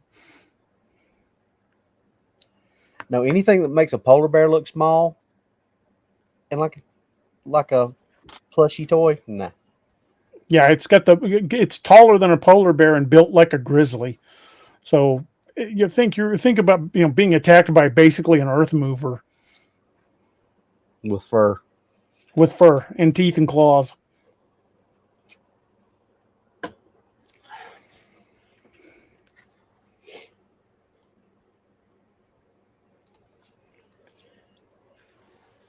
You need a helicopter and a rocket launcher, like the movie Grizzly. Miss Lene had a good question. She said, "Do you think it's possible that cryptids are losing their fear of man and starting to see us as food and or a threat to their territory?" I absolutely do. Yeah, It seems to me we've violent encounters with said that cryptids are on the many rise. times. I definitely believe violent encounters with cryptids are on the rise, and that's why I was so suspect about these stories in the next one we're going to talk about as well. The last story we're going to talk about just happened a few days ago. I'm sure a lot of you already heard about it. It was a lady that was attacked by a pack of wild dogs in Tennessee. She was killed. And this is not the first time this has happened either this year. Yeah, there have been multiple wild dog attacks in Tennessee, Tennessee and Kentucky. So unless there's just hordes of And packs and South Carolina, unless there's just wild packs of dogs roaming, and I can tell you from being a farmer, you can't afford to let wild dogs kill your livestock. Farmers will put an end to those things pretty fast. If they get them out there harassing their horses or cows, they'll put them down. Animal lovers ain't gonna like hearing that too much, but it's a fact. You can't let them kill your livestock. An unchecked pack of wild dogs can destroy a farmer's livelihood. So, wild dogs tend to get dealt with pretty quick. Ask anybody that's gone out in the field and set up to take out coyotes. You've got to keep them at bay, or they'll wipe your livestock out. So maybe there are just packs of wild dogs roaming around Tennessee and Kentucky or South Carolina. But I can tell you, if they're coming around anywhere where there's farms, those farmers are going to deal with them. So I think it's very suspect that there's suddenly so many wild dog attacks. Now this lady was killed. She was unable to speak at the scene and had suffered severe trauma and later died at the hospital. But here's the interesting part. The first articles I read said that they were unable to locate the pack of dogs. And then another one I read said that it was a pack of mixed breed pit bulls that they'd located and made an arrest. But I can't confirm that. What I keep finding mostly is that they were unable to locate the dogs or who owned the dogs. However, what I did see was a video where they interviewed the lady's husband. And he said, I could see that possibly what was done to her legs could have been dogs, but what was done to her body was not done by dogs. He said, whatever did that was on two legs. And it happened in broad daylight. Why is it always blamed on pit bulls? Carly's pit mix, and that dog wouldn't hurt a thing.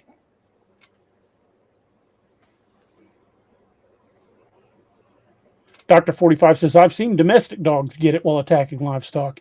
If you're a farmer or a rancher and you've got, whether it's dogs, dingoes, or coyotes attacking your livestock, you're going to put them down, because you could lose, north of, hell, I don't know what beef's going for by the, beef on the hoof. I don't know what a steer is selling for these days, but it's a lot of money. I mean, just losing one is probably a few grand. I've seen my great grandfather shoot dogs that belonged to people, to his neighbors, because they were chasing his chickens when I was a kid, and not lose a minute's sleep over it. Yeah. And my grandparents used to tell me that you had pretty much had to shoot a dog once it started, what they referred to as an egg sucking dog. Said that's where that came from.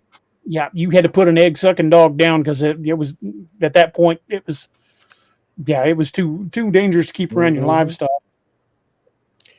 And I heard Pa say that many times. I shot that egg sucking dog. Yeah, my grandparents used to talk about it all the time. If they had an egg sucking dog, Grandpa went and got the shotgun. So I mean,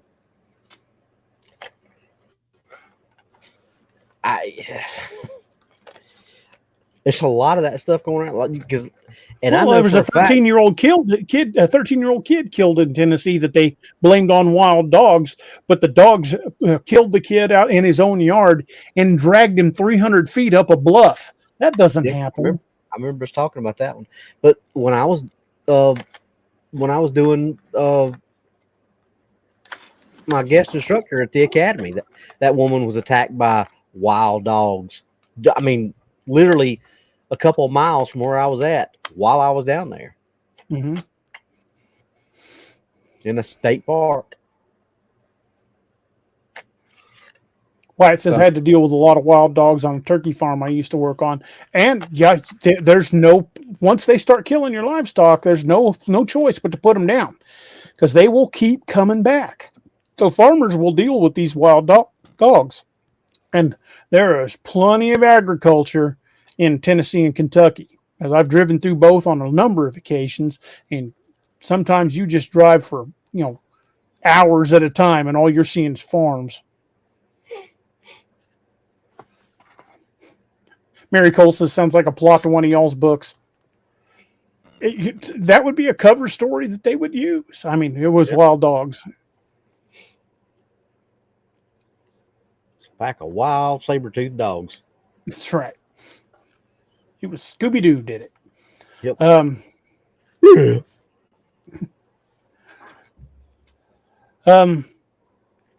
John Temperance says, I believe the shutdown was the start of many things being released. I don't know if we can say there was things being released, but I can tell you during the shutdown, when people were staying home, we had a lot of wildlife moving into towns, into areas where they hadn't been before, because there weren't people constantly around to keep them away. And when the deer started moving into town, the predators started coming into town. I live well inside the city limits. Robbie can tell you, got to drive for a minute to get to my house inside the city limits. So I live well inside of town, and I can sit in my backyard with the dog and hear coyotes. But he might not be far off of that either, though, because think about some of the things we found in Joe Bald, that there could have very well been things that were released. Yeah. Well, Joe Bald, we found, heavy power boxes for a campground that didn't have power. And 3-phase cable that was about big around buried. Now that was a lot of power for campsites that didn't have power hookups. Yeah. I mean, I could take you out there tomorrow, and I'm sure there's a number of people that have already been out there. Robbie's been out there. There ain't no power hookups at any of those old campsites. Well, there's barely even any overhead lights out there. At the boat ramp is the only place I can think of that there's any pole lights. That area, it was all primitive camping. Yeah. And not that, to my knowledge, that would be the only reason that the pole lights were there at the boat ramps, is so people coming up, at dark can see how to get their boats on the trailers. Just Ryan says a dog attack would leave DNA evidence that the attacks was a dog, saliva and bite marks, patterns, and radius. They didn't say anything about that, but it was like the attacks out in Colorado, Meeker, Colorado. They said the attacks were done by an unknown canine. I mean, we have AKC registration of dog breeds. They would know the DNA of known dog breeds. So what's an unknown canine species? You can take your Heinz 57 mutton to the vet, and they can tell you every breed in that, but they're going to say unknown canine species. Ain't such a thing in this day and time when it comes to canines. Right. Unless it's something like a dog man or a Shunka Wakaran. There you go. Yeah, the only way it's an unknown species is if it's a species that they don't want to admit exists. wordplay. They know what it is. They just don't want us to know what it is. Right. So, why so many dog attacks in Kentucky, Tennessee, and even in South Carolina? It can't. It just does not make sense to me that there would be hundreds of dog packs running around out there because farmers deal with them. And the one in South Carolina was the same way. It was two pit bull mixed breeds. Then it was German Shepherd like dogs. Then it was like 4 or 5 different types of dogs.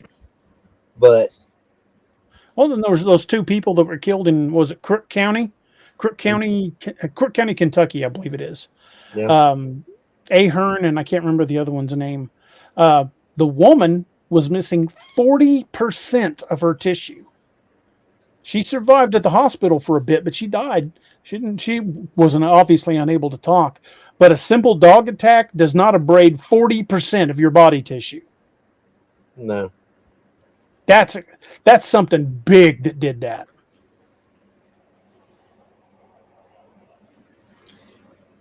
And it was one of those, they said, well, we believe it was wild dogs, and then they never identified where the dogs came from. And typically, dog attacks are not predatory. They're not food driven. They're aggressive attacks.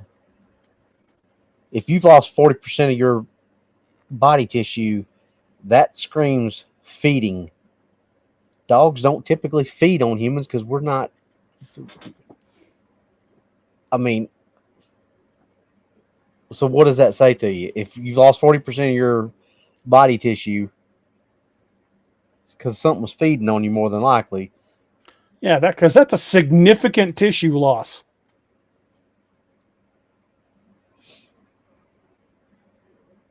Casey says they found some kind of unknown dog species on Skinwalker Ranch. Yeah, I'm sure there's a lot of unknown shit going on out there. Yeah. John Temperance says, well, technically a dog man is a wild dog. You ain't wrong. It's an unknown canine species. I think that's the point. Yeah, that is exactly the point. Known to them, but they don't want it to be known to us. Yep. Brent, you're absolutely right. My sister used to breed Chihuahuas. Those little dogs were the most mean-spirited little animals I've ever seen. They didn't like anybody but my sister and her husband. Hey, Les, what are those little Mexican dogs? Chihuahuas? Yeah. WKRP in Cincinnati.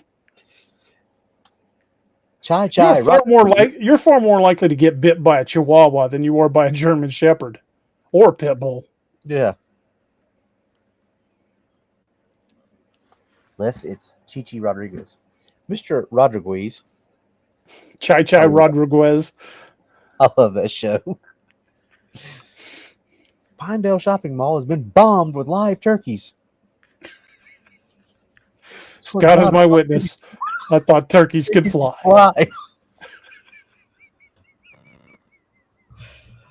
Oh. Great show. Man, they don't make them like that anymore. Travis, there's a monkey on my foot. Cocaine foot powder. Mm-hmm. Oh, great show. But we just took a divergent left turn right there. Well, I mean, no. I'm surprised it took us this long. They expect it. If we don't give them at least a small derailment, they'll think something's wrong with us. So that's true. Harold Goodell says eating while prey is still alive. The lady in Tennessee that was attacked by the wild dogs, and her husband says it wasn't dogs. Apparently, she had enough damage done to her throat she couldn't speak. Casey says big cat. Big cats do go for the neck. Yep, it's true. But they still claim it was a dog. It was a pack of dogs. They never said anything about it being a big cat.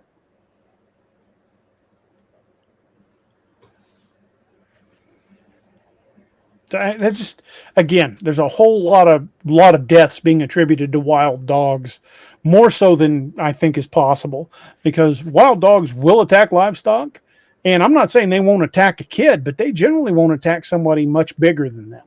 It does happen. Yes, it entirely does. People have been killed by dogs. Okay.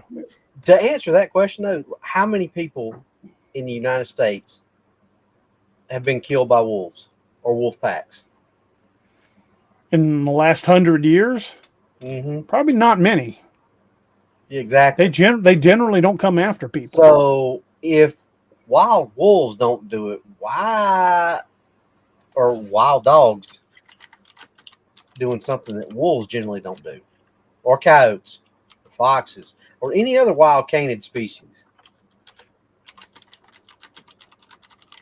Does that mean it doesn't happen or it can't happen? No. But typically, if a wolf's not going to do it, and what's bigger and more dangerous, a wild dog or a wild wolf? Well, wild wolves get a lot bigger and a lot stronger. This, according to the Googles, from 2002 to 2020, there were only 26 fatal incidents recorded worldwide involving wolves. And they're even rarer in North America than they are in the rest of the world. Yeah, it just don't happen. But yet you got all these and wild it generally dogs. involves a wolf that's rabid. So basically what these people want us to believe is that wild dogs are more dangerous than wolves. wolves. I don't know if there are wild wolves in Tennessee or Kentucky. I don't know. I couldn't tell you. They used to claim there weren't any in Missouri. They'd all been hunted out. But Eric Testerman, who's in the chat, or was a few minutes ago, he's caught wolves on his game cam. I've heard wolves down at Table Rock Lake. There are wolves in Missouri. I don't care what Department of Conservation says. There are wolves in Missouri. Well, there's wolves in Tennessee because I've seen them at Cades Cove up in Pigeon Forge. So, because they released red wolves up there on the that mountain, same place they released the elk and all that stuff. So I've seen red wolves up there on Cades Cove. So I know there's wolves in Tennessee. I've seen trail cam footage from here in Missouri of both red and gray wolves. But what else is in Tennessee that we've had plenty? LBL. Yeah, and we've had plenty of sightings up, not just the LBL. What's in Dixon? Werewolf Springs. Werewolf Springs. Northwood says, I've heard of dogs in certain military facilities having their vocal cords, their voice boxes removed. So the first sound an intruder hears is when the dog takes them to the ground. That's kind of terrifying. Well, there are some species of dogs that just don't bark. Malamutes don't. I'm not saying that's not true, but there was a lot of traction with that statement after the movie Alligator. Mm-hmm. Think back to that. You remember what they said they did in that movie? They cut the dog's vocal cords because they had all the dogs in there, and they wouldn't hear them barking all the time and not all that stuff. There was a lot of traction, and a lot of people said that was what was happening in places because of that movie. I'm not saying it didn't happen. I'm just saying take it with a grain of salt because that was something that was. Of the 26 fatal worldwide attacks by wolves, 14 were attributed to rabies. So over half. That leaves 12 that mostly were by people that had wolves they kept as pets.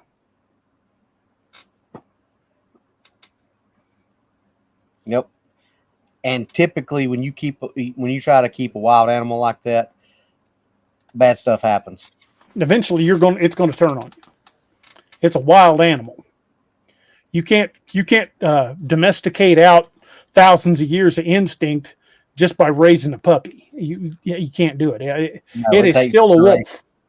It takes generations to do that. Dorothy Wade says Basenji African dogs don't bark. Casey says a wolf bite is 2 to 3 times more powerful than a dog. Craig Schultz says wolves have a fear of man, while dogs do not have fear of humans. Yeah, it's entirely possible. And I'm not saying people have not been killed by wild dogs. I'm just saying that here lately they're using that excuse an awful lot. You just don't, especially in rural areas, you don't get a lot of wild dogs because farmers will take them out. You cannot have them around livestock.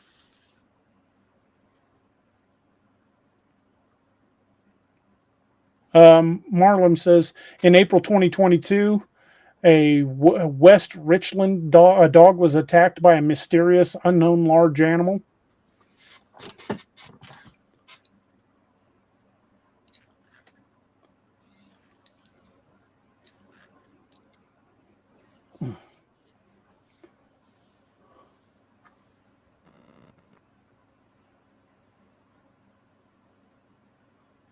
I'm like you though. I just,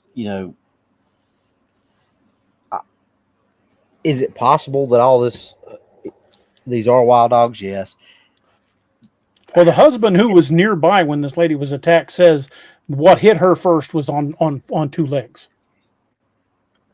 Yeah, and that's what I was getting at. I mean, is it possible it's dogs? Yeah.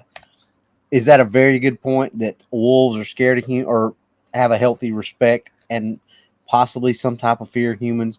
I don't know if I'd classify it as a fear. I would say that it's a healthy respect because I don't think a wolf is scared of a human. I think it just knows I don't need to mess with that because bad things can happen. And wild dogs maybe aren't scared of us, but just because they're not scared of us, I don't know that means that they're going to view us as a food source. Because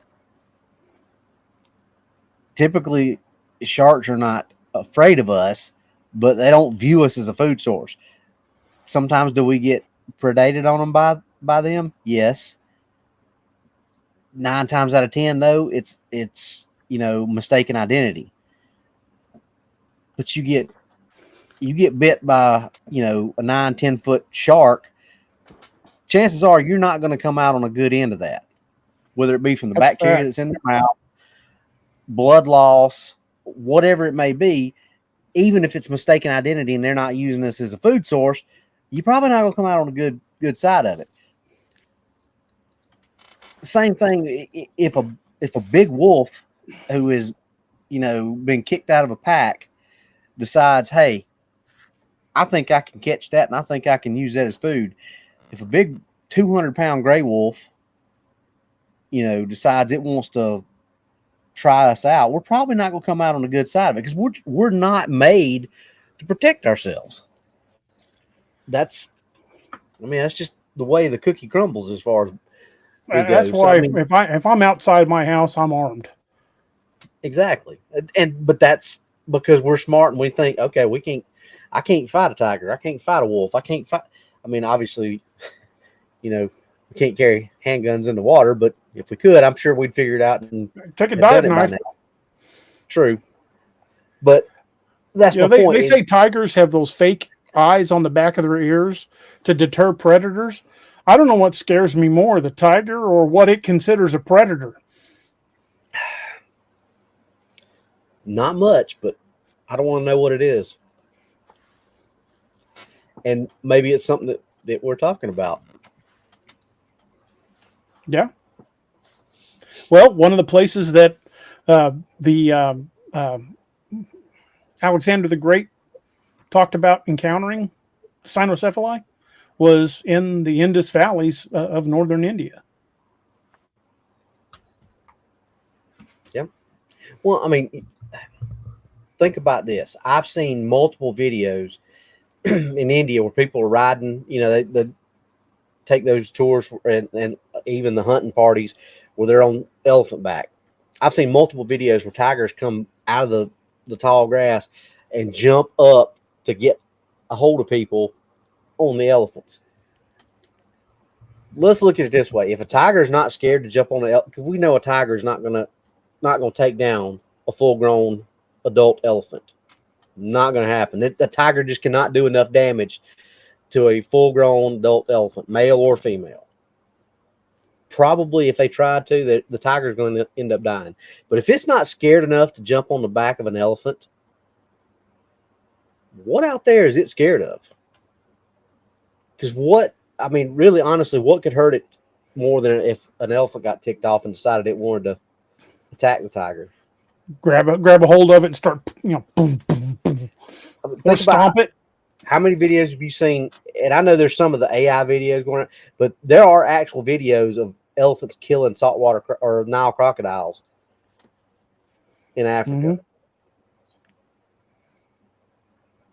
So, I mean, if you're not scared to go after to jump up on an elephant's back to try to take somebody off the back of an elephant, what out there actually scares you? Not and if much. there is something out there, it's like, okay, no, that big elephant don't scare me, but that thing does.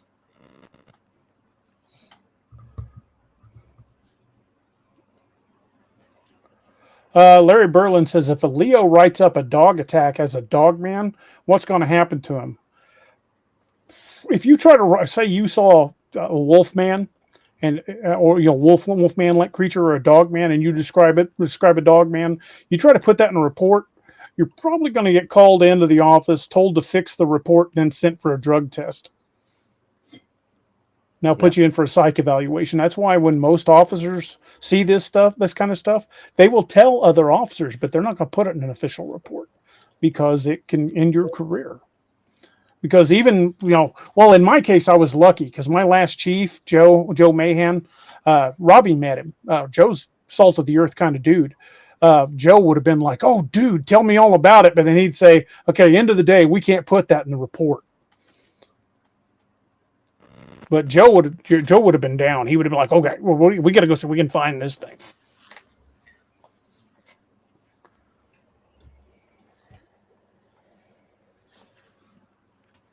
But yeah, a lot of it would depend on the department. Back when I was with the sheriff's department, you wouldn't dare put something like that in it. You just wouldn't.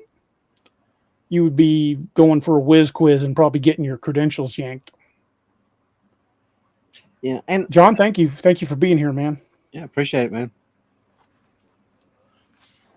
But I think, whether these attacks were animal or had cryptid involvement, either way you want to look at it, I think at the end of the day, we are seeing a trend where not only are we seeing a rise in cryptid attacks, but more aggressive animal attacks. Are some of these things starting to lose their fear of us? And I think the answer to that is yes. Yeah, we've talked about that several times. Yeah, you just don't get the number of people out hunting or carrying a gun anymore. A lot of people just don't do it. And I'm a country kid. I grew up on a farm. So I grew up around hunting and fishing.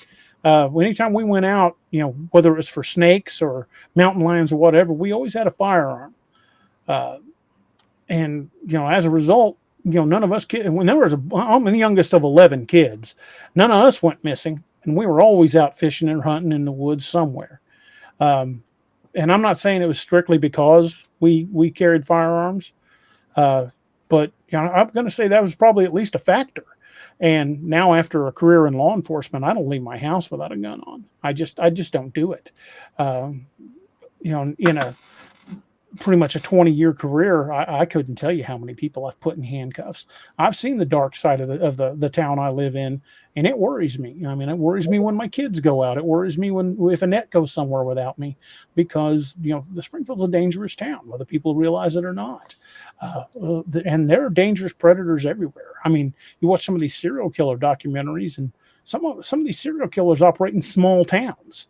And to be completely honest, even though we've got places like the BAU with the FBI, the Behavioral Analysis Unit, they only catch the ones that slip up and get caught. And they say at any given time there's probably between 20 and 40 serial killers operating in the United States, active. You just don't hear about them, and you never will hear about the really smart ones. We never caught Zodiac. And that's just a serial killer we knew about. How many are just killing people and not making it public and are very good at hiding the bodies? Probably a lot.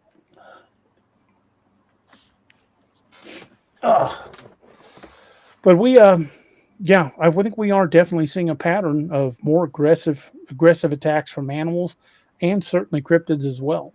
Um, we need to be on our guard when we go out. Hell, there's even reports of people. The lady in Tennessee was killed by a pack of dogs in town. Her husband, again, her husband straight up said, she was hit by something on two legs. Um, so he was there. I would kind of give that guy a lot of credence. So you can't really consider yourself safe anywhere, especially if you're going to be out in the deep woods. How many times have we said this, Robbie? If you're going to go someplace like this, go prepared. Um, carry something to defend yourself. If you live in a state that where you can't carry a firearm, or if you just don't believe in carrying something, that is perfectly fine. That's your right. But I would carry something, be it a hatchet, a good knife, bear spray. But don't expect bear spray to be the be all end all. Bear spray is only at about 25,000 Scoville heat units. And the stuff we carried when I was a deputy was made by Fox Labs for law enforcement only. It was 5.3 million Scoville heat units, or 5.3 million times as powerful as cayenne pepper. It was brutal. And I've sprayed guys that just wiped it off and kept coming. So if a human can fight through that, you can bet your ass a bear or a Bigfoot or a dog man or even a person who's intent on hurting you is going to walk right through it. We refer to them as less lethal. We don't refer to them as lethal or non-lethal, because there are those cases where someone will have a bad reaction to them, or if you hit somebody with really bad asthma, you could shut them down.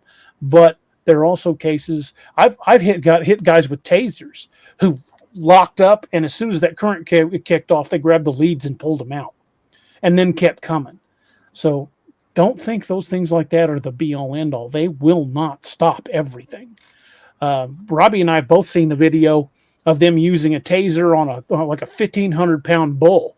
And that bull got hit and it locked up and fell over. And as soon as they cut that trigger up, it was up and it came through the fence. That thing was pissed. I saw one where they hit another bull and it didn't even phase it.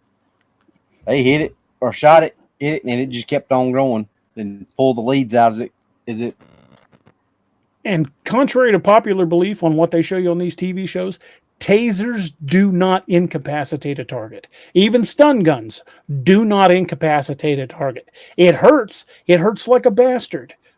But as soon as that current stops, they're right back in the fight. Yes, getting tased sucks. But I can tell you, if you hit something that's pissed off, a big animal, it's going to keep coming. As soon as you let go of that current, as soon as that current stops, they're coming. Just if anybody you can't rely on those. If anybody wants some extra credit homework and you want to see somebody fight through it, look up Hans Marrero, Gunnery Sergeant Hans Marrero. You recognize that name, DA? Mm-hmm. Watch him. He actually works for Taser International now. But watch some of the videos of him and them shooting him with a taser and some of the other stuff. Did you ever watch some videos that big black police officer punching him as hard as he could in the stomach, and him just sitting there staring at him? And if you want to watch how stun guns and the old stuff like that affect people that have the mindset, look that up. I've got video of me taking pepper spray, and I've got the video of me getting tased. Maybe I ought to show those on the show one of these nights. People get a kick out of that. But in order to get certified to carry it, you not only had to get sprayed with it, but you had to show you could fight through it. And my video clearly illustrates me just staying on my feet and going after the attacker. It is possible to fight through that stuff. I'm not the toughest guy on the planet by any stretch of the word, and I can fight through pepper spray.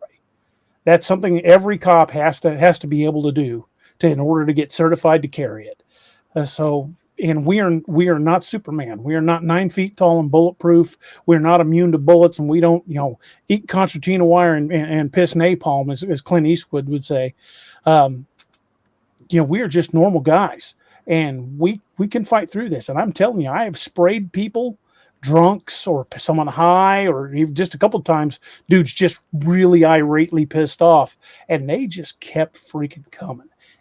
Those are not always a solution. But back to my point was, you should still carry something if you're going to be anywhere away from basic 911 services. If you're going to be out walking trails, camping, hunting, fishing, backpacking, going out looking for cryptids like a couple of us idiots tend to do, take something to defend yourself with. Big stick is better than nothing, but take something, because whether you want to realize it or not, there are things out there in those woods that will kill you. Snakes, mountain lions, wild dogs, wolves, bears. That's just, naming a few things. But, it would depend on what part of the country you're in. There are big animals out there that can and will kill you. And you can even include elk and moose in that, because moose will stomp you to death and elk will gore you. I've even seen guys, attacked by deer. It doesn't happen very often, but I have seen it happen. I had a buddy of mine spilled doe scent all over his pants and about got the crap kicked out of him by a buck. It was pretty funny, but we kind of felt bad for him afterwards. But at the time, we were laughing our asses off. Just think about what the two most dangerous animals in the world are: moose and hippopotamus. Yeah, in Alaska, moose kill more people every year than grizzlies, than brown bears. And hippopotamus kill more people yearly through in the world than any other animal. Yeah, in Africa, you're far more likely to get killed by a hippo than anything else. But I wouldn't discount, Nile crocs or anything else like that, because those will kill and eat you too. But hippos are mean animals. Again, if you're going out, be prepared. Just be prepared, because we want you to come back safe. We want you to enjoy the outdoors. We want you to enjoy everything this country has to offer, but we want you to be safe. Take a med kit. Dark Angel is our preferred med kit of choice, and I bet my life on Dark Angel. I carried them on duty. Carry a kit. Make sure you got at least one tourniquet with you, because you never know when a deep cut can happen. You could slip and fall and hit a sharp rock, and you're bleeding. And if you ain't got something to stop that bleed, you're in a lot of trouble. It is easy to do. It's a lot. Human beings are remarkably frail creatures. So if you're going to be out in a place where you're away from basic 911 services, you should have a good med kit with you. I would definitely recommend Dark Angel, because Doc's our brother and our friend, but I carried his kits as a cop. I carried one on my duty belt and on my plate carrier. Get a kit that you trust, learn how to use it, and the life you save will probably be your own. And I knew for a fact that when I had a trauma kit on my duty belt, that was more likely to be used on me than by me. But again, right back where we were saying, I think animals are getting more dangerous. I think, especially large predators, and that includes cryptids. So if you're going to be out somewhere, you need to be prepared. Because like I said earlier in the show, there was a lady here in Springfield, just like, I think it was yesterday, was bit by a copperhead walking down one of the Greenway trails. And these are trails that people walk on every day. They're well-maintained trails, and she just happened to step on a copperhead, and it whipped around and it bit her. Now, fortunately for her, it bit her on the tennis shoe instead of the ankle. And its fangs, copperheads don't have huge fangs. It was able to punch through the tennis shoe and into her sock and only barely broke the skin. She did get slightly envenomated, but she didn't get the full dose. Most of it got put into her sock. But she did have a bad reaction. They had to get her to the ER. Now, had that been a timber rattlers have much bigger fangs. They were to punch clean through that shoe and right into her foot if it didn't hit her in the soft tissue of the leg. It is very, very easy to step on a snake if you ain't paying attention. Copperheads are perfectly designed to blend into the leaf litter on the ground. Be careful. And if you're going hiking, wear a good set of boots. And if you're in snake country, it might be worth getting snake boots or gaiters. I got a pair of gators I keep in the truck. I got a pair of gaiters I've got for when we go out in the field. But folks, thank you guys for hanging out with us. I really appreciate each and every one of you guys hanging out with us tonight. Make sure you check out all of our affiliates, darkangelmedical.com, best kits in the business. Use discount code discount code Crypted20 for 20% off the entire order. Also check out Scallywag Tactical. If you're going to be out in the field, you should have a good blade, because one of the greatest inventions that humankind ever made was a good blade. You can do so much with it with a decent knife, and it's more than just more than a weapon. It's a survival tool. Check out scallywagtactical.com for some of the best blades you're ever going to find. Use discount code DARoberts10 at checkout. Check out the good folks over at SigwoArms.com. Sigwo are now making the custom ARs with the Dark Frontier IV. Codename Wild Hunt logos on them, although they could put in the other book logos on them too. If you wanted to get a custom, like maybe a custom lever gun with the Dark Frontiers logo, which would be pretty badass. I'm sure they could do that too. So just reach out to the guys at SigwoArms.com. Tell Cody we sent you, and don't forget to use discount code Bigfoot5 for 5% off your order. And that's a pretty damn good deal, especially on pew-pews. And they also make ammunition, so check them out for that as well.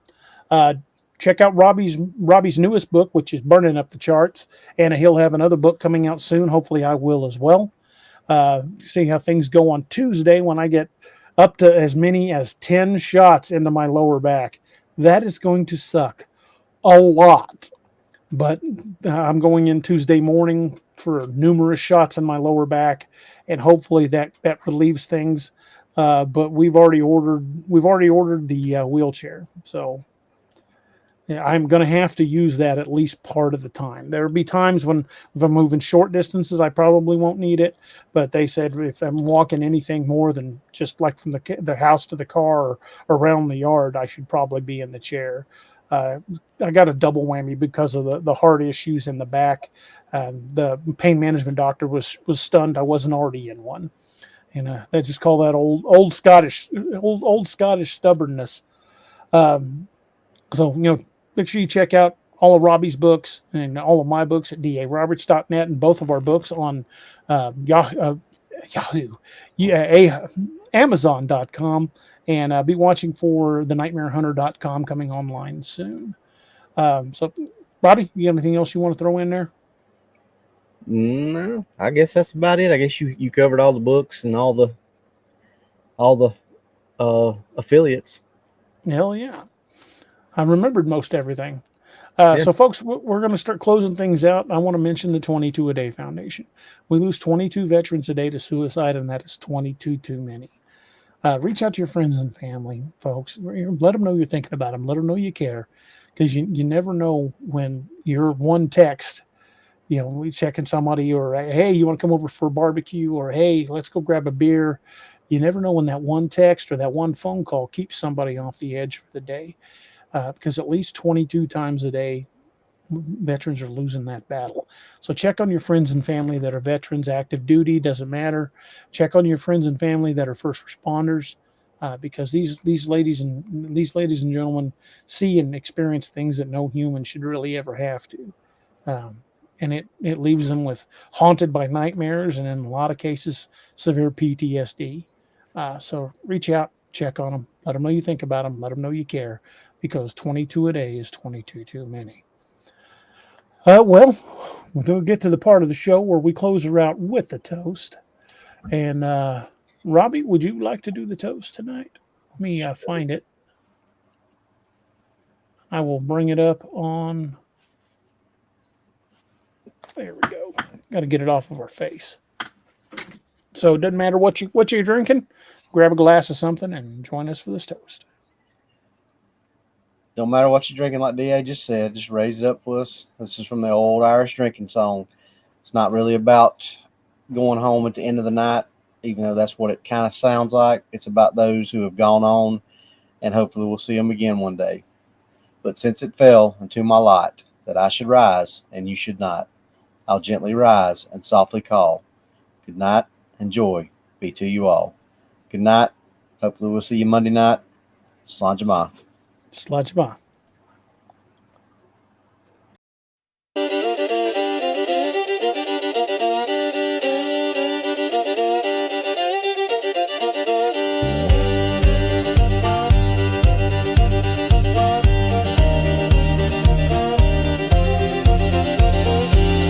Plains, the winds are howling, saloon doors swinging, shadows growling. 3 lawmen stand tough as rawhide. Yeah, Doc and DA, nothing can abide. Whiskey shots and poker faces, staring down the darkest spaces in this town where legends roam. These boys bring justice, sending evil home. Cryptid lawmen, wild and free, hunting monsters for all to see. With silver bullets and grit of steel, they fight the darkness, make the demons squeal. From dusty canyons to moonlit plains, justice rides with wind and rains. Cryptid lawmen, a fearsome sight, standing tall against the endless night.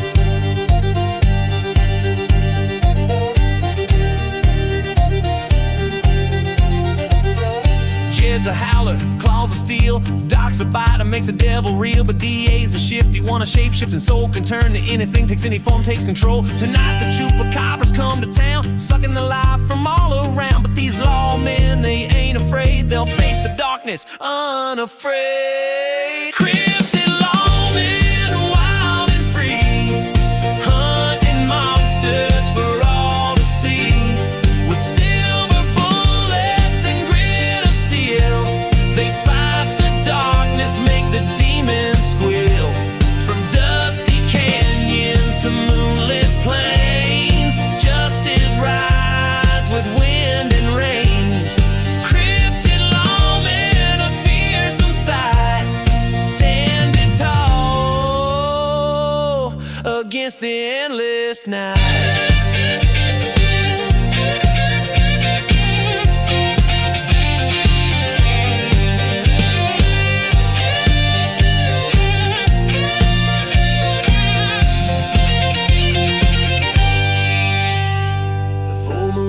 Bat wings flap, the air grows cold, a chill and trap. But these lawmen, they're ready to fight underneath the pale moonlight. Jed and Doc transform with a howl. DA shifts, becomes a night owl. Together they stand, a force so strong against the evil right in the road.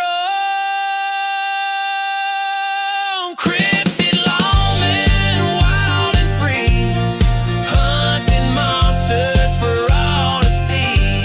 With silver bullets and grit of steel, they fight the darkness, make the demons squeal. From dusty canyons to moonlit plains, justice rides with wind and rains. Cryptid lawmen, a fearsome sight, standing tall against the endless